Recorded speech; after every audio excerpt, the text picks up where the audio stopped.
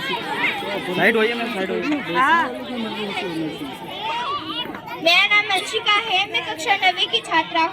आज गणतंत्र दिवस के शुभ अवसर पर मैं आप लोगों के सामने एक देश गीत प्रस्तुत करने जा रही हूँ। उसमें अगर कोई गलती भैया तो क्षमा कीजिएगा। साउंड ऑफ करवाओ ना यार, पास में रखना थोड़ा माइक।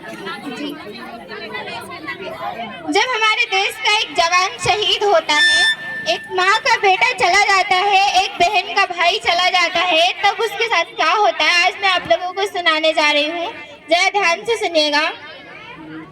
कारगिल का युद्ध हुआ, सर्वाधिक तिरंगे में लिपटी हुई लाशें राजस्थान की धरती पर आई।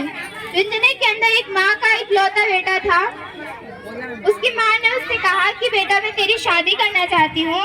तो उसने कहा कि नहीं माँ, अभी युद्ध के लिए बुलावा आया है, जब मैं युद्ध से वापस आऊँ तब तो मेरी शादी कर देना। वो युद्ध में जाता है लेकिन कभी लौट कर नहीं आता है। उसका संदेशा आता है। तो सुनिएगा एक मरते हुए ने अपनी माँ के लिए पत्र में क्या लिखा है। सीमा पे एक जवान जो शहीद हो गया, सीमा पे एक जवान जो शहीद हो गया, संवेदनाओं के वो कितने बीज बो गया। तिरंगे में लिपटी लाश उसके घर पे आ गई, सिहर उठी हवाएं और उदासी छा गई। तिरंगे में रखा खत जो उसकी माँ को दिख गया, मरता हुआ जवान जो उस खत में लिख गया। बलिदान को आंसुओं से धोना नहीं है, तुझको कसम है माँ मेरी कि रोना नहीं है, तुझको कसम है माँ मेरी कि रोना नहीं है।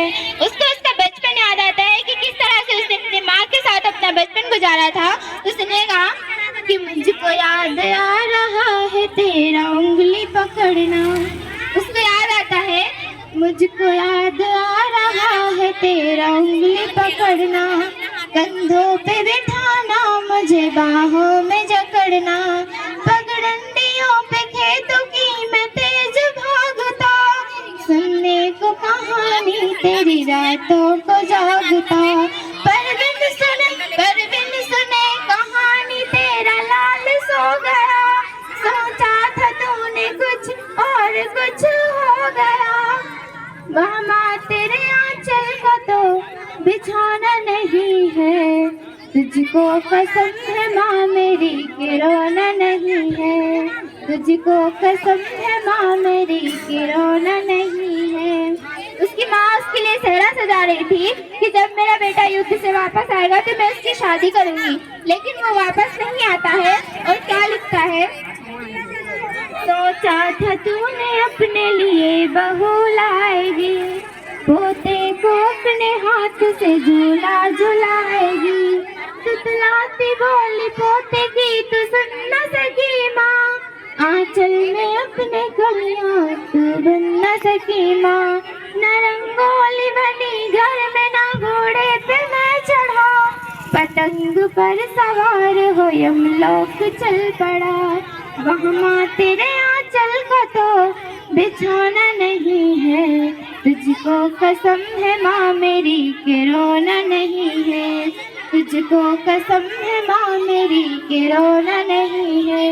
वो जब इस सरहद से वापस आता था, अपने घर आता था, अपने पिताजी को साल भर की खबर, महीने भर की खबर सुनाता था, लेकिन वो आज वापस नहीं आता है। तो अपनी माँ से अपने पिताजी के लिए क्या कहता है, बाबा से कहना उनका दुलारा चला गया, बाबा से कहना उनका दुलारा चला गया, बुढ़ापे की लाठी घर का सहारा चला गया।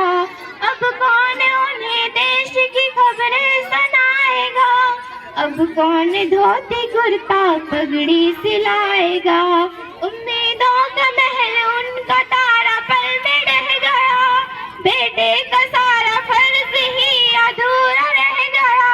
बेदर्द निकला बेटा ये शलोना नहीं है, तुझको कसम है माँ मेरी कि रोना नहीं है, तुझको कसम है माँ मेरी कि रोना नहीं है। एक जिम्मेदारी अपनी बहन के लिए भी लिखता है। अपनी बहन से कहता है कि बहना से कहना राखी पे वो याद ना करे, बहना से कहना राखी पे वो याद ना करे, किस्मत गुनाहों से कोई फरियाद ना करे। इसमें समय बहुत कम था उसके पास।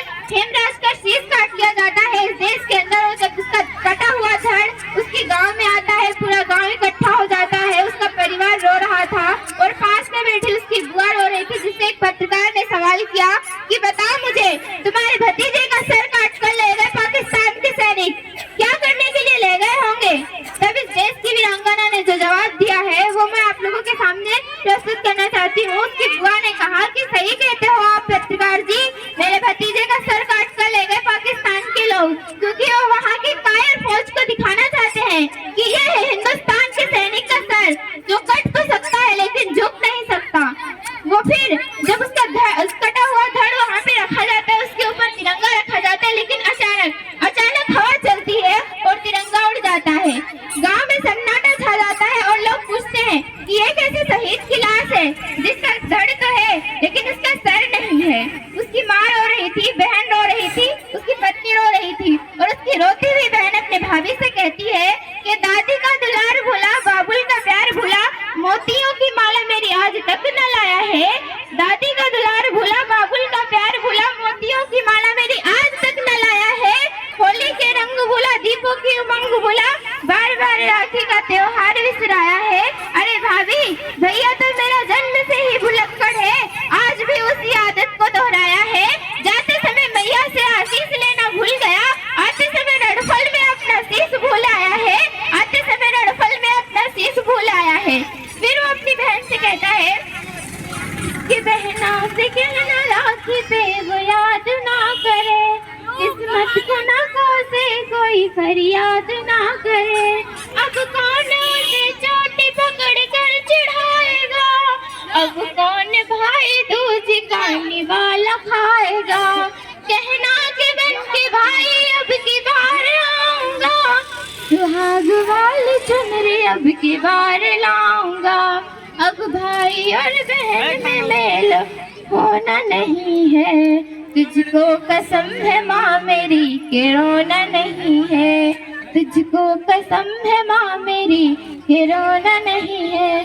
गीत की लास्ट पंक्ति सुनाती हूँ जिसकी वजह से ये गीत लिखी गई है कि शहीद के नाम से गोष्ठी का रखवाला बना है, उसके बाद भी शहीद हुए सैनिक की विधवाओं का क्या हाल है ये तो आप अच्छे से जानते हैं। तो सुनिएगा, वो एक संवेद वीर अपनी माँ से कहता है कि तुझको कसम है माँ मेरी के रोना नहीं है।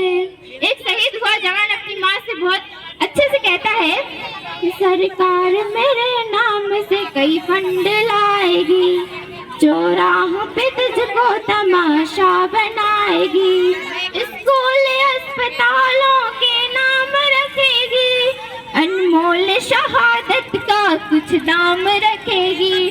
पर उस दलाली की दलाली पे तो थूक देना माँ, बेटे की मौत की कोई कीमत न लेना माँ।